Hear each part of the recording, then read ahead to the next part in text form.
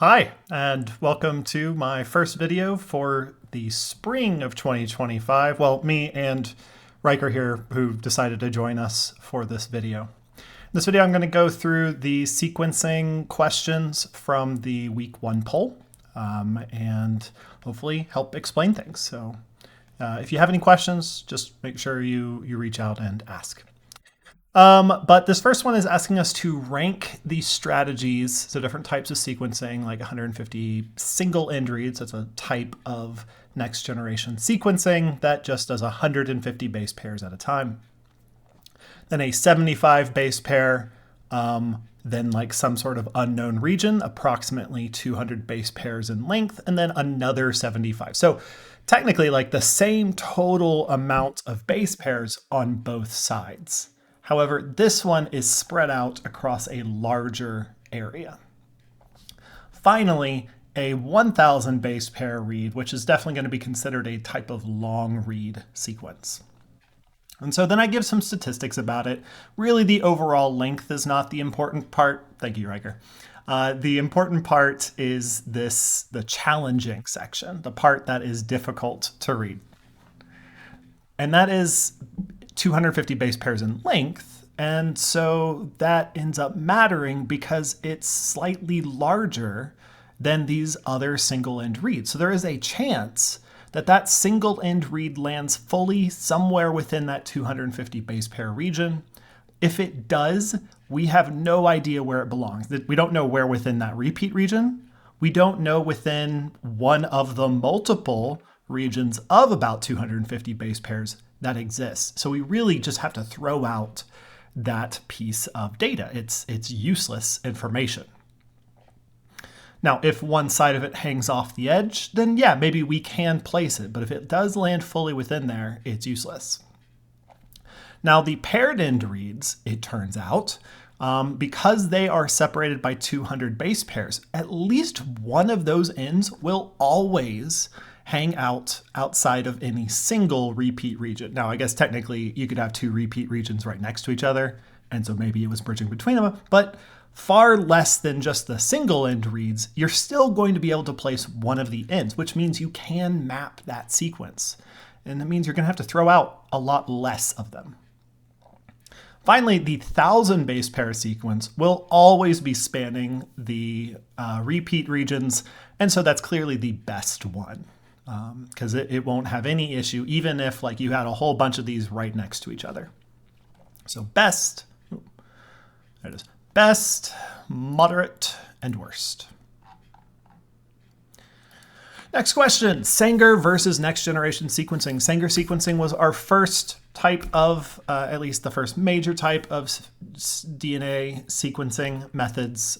It involves some similar technologies, a lot of like glowing compounds bonded to nucleotides. But the problem is it's based on like a single aliquot of liquid. So like one pool of liquid with one sequence inside. And if you have multiple sequences inside, it ends up that they kind of overlap each other and it makes the noise, the data really noisy. So in theory, you could have two very, very similar sequences with like maybe a SNP polymorphism in there. And then at that SNP location, you would see just kind of a confusing signal because you would see two different nucleotides at the same place. But largely, it has to be a single sequence. And so that was the big limitation for Sanger method. Next generation sequencing overcame that with the sudden ability to, instead of doing a single sequence at a time, to do millions of sequences at a time, at least once they got the technology really going. Now, the sequences aren't as long. Even nowadays, the sequences aren't as long. Sanger sequencing can go from 500, 800 base pairs. 500, I think even that is kind of pushing it sometimes, but in theory it can. And next generation sequencing really is limited to about 250 base pairs on either end of the fragment, however big that fragment is. And even within that, I'm usually going to be filtering out pretty much everything after 150 base pairs on either end.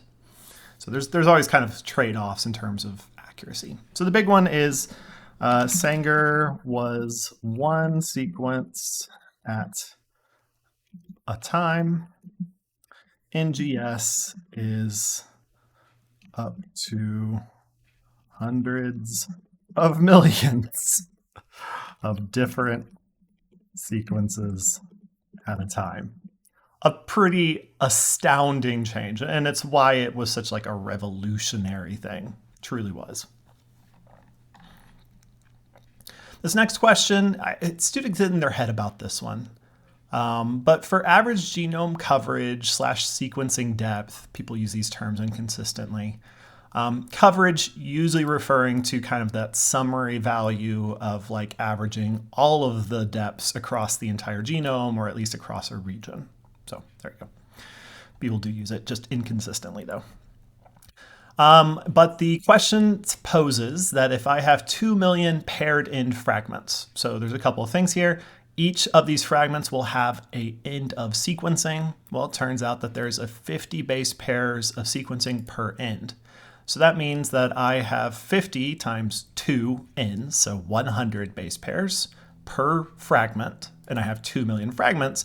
So I can calculate the total amount of sequencing data to be 200 million.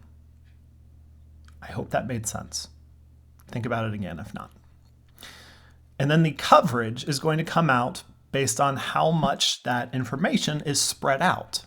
And so it just becomes a simple division. Just like if I have 100 apples spread across 50 people, 100 divided by 50 means that each person can get 2 apples. Well, here if I have 200 million base pairs worth of data, and I have 0.7 gigabase, so that's going to be billion, then that means I have a very low read depth where not every location is actually being observed enough because I have more space that I'm spreading it out upon than I have sequencing information. So that actually means that I probably need to be sequencing more.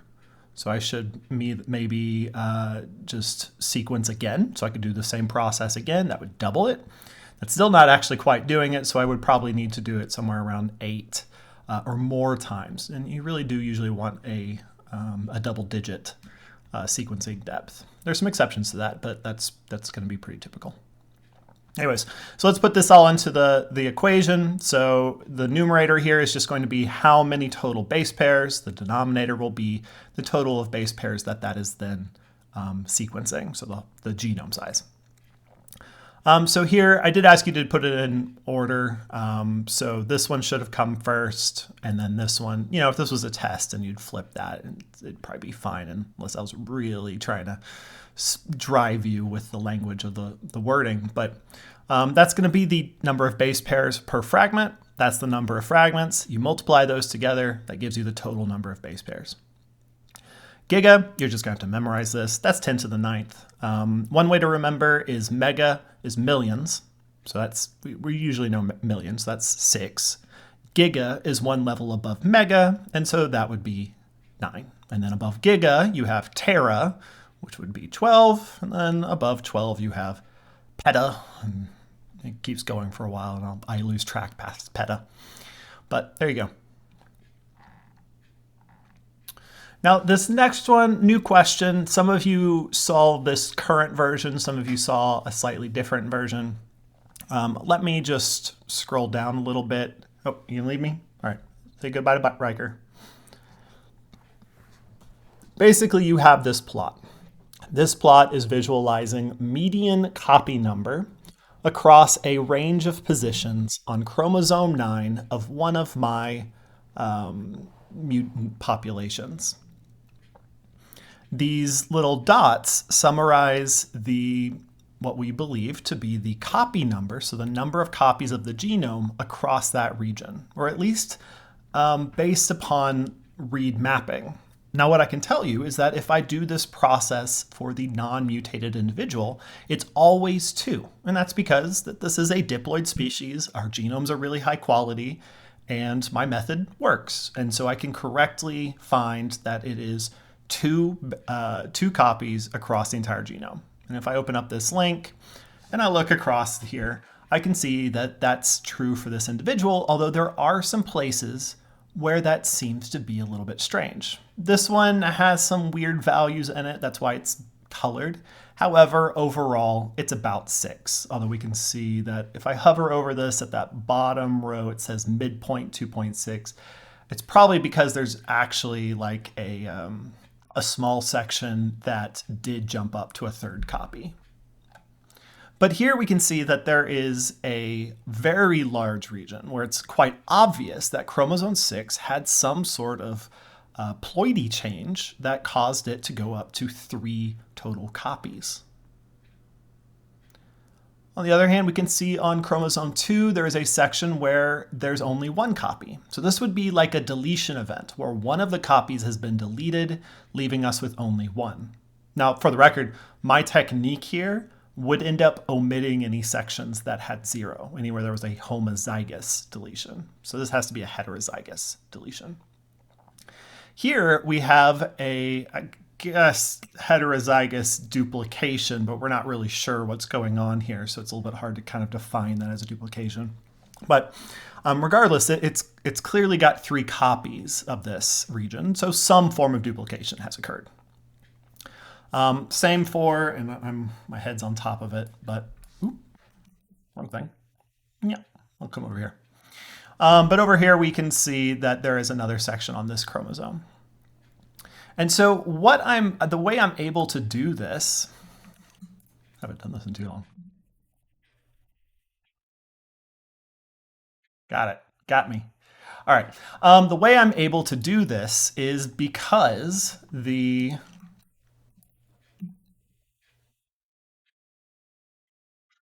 read depth is a decent correlate for the number of copies. And that's what this is going through. This is talking about an example where if I have a diploid organism that has a tetrasomy, so that's going to be like a trisomy is where you get a third copy. A tetrasomy is where you have 4 total copies because you've gained 2 extras. Well, if that individual is subjected to shotgun sequencing, where we fragment up the genome and then we sequence all those little fragments and then we align it back to the original reference sequence, well, all of a sudden there's 2 times at least the number of typical reads that are going to align to any region across this tetrasomy region. And if you go through the math, that makes sense. That if originally, let's say it was 30 reads per locus, so that's like typical for this individual because its typical is diploid. Well, that would equate to about 15 reads per copy. So per copy of the chromosome, so homolog, since it's a diploid species. But then the tetrasomy would have 4 times that, so 4 times 15 being 60. And so the question was then, all right, if this individual here, which has 3 copies, had a typical read depth of 40 at a diploid locus, that would mean that it has a typical read depth of 20 per copy. And so at 3 copies, that would multiply out to 60. That's the idea. Finally, down here, this was just trying to give you, go through some of the definitions to this. A large deletion that left no copies of the original sequence would just be like if it literally went down to here. So I would just have 0 information. Now, it turns out that doesn't work with my analysis. 0 information is really hard to work with because you're never really sure why you have 0 information. That's a challenging thing. It's not impossible, it's just challenging. In fact, so I have a dedicated analysis for 0 copies that doesn't kind of dovetail into this one. A large deletion leaving only 1 copy, on the other hand, we can see that the typical read depth would go from, say, 40 here to 20. And that 20 would equate to 1 copy. So we don't see it on this chromosome. We did see a very small region of that on a separate chromosome. A large duplication adding 1 copy would give you 150% of your typical, and so that's here. And then a large duplication giving 2 copies would give you 200% of your typical, so that would be equating to 4. And in fact, I do have one individual that went to, I think total topped out at like 6, maybe more copies. That one is intense. It's a really cool genotype, and I discuss it in the paper I'm currently working on. And that's the end. So hopefully that helped. Major things, know different types of sequencing, kind of understand this concept of copy number, and actually I don't really care about the copy number, but understand the concept of read depth and some of the implications, so that like the more copies of a sequence I have, the more it's going to increase the read depth, at least if you're aligning all of those sequences to the same position. Beyond that, the other one was calculating coverage. So hopefully that helps. Thank you. Have a good day.